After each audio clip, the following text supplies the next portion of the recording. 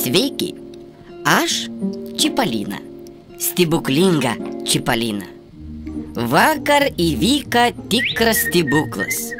Vienas radijo centras klausytojas atkapstė visus 3 sekretinius balsus.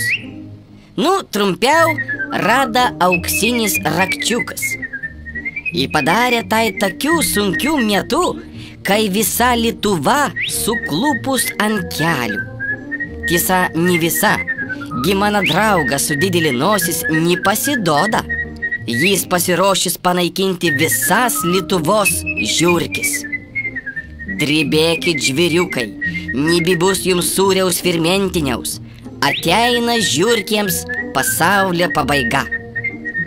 Taigi, žaidimo nugalėtojas Antanas. Bet čia gali slypėti klasta. Už šitas, ponai, gali stovėti mafija, machinacija.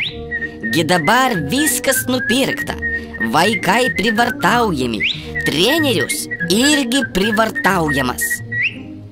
Todėl labai ačiū tau, dievulis, kad kiaulė Maja ne lietuvis. Jam nereikia klūpėtis, ir niekas jo nepirka, ir prievarta balsas neprašė. Ir dar, pasižiūrėkit į savo akis. Gi dabar didžiausias pavojus tam, kas yra intelektualas. Ir dar turi stiklinis akis. Aš Čipalina, nesusitepęs stebuklinga Čipalina. Mes dar pažaisim.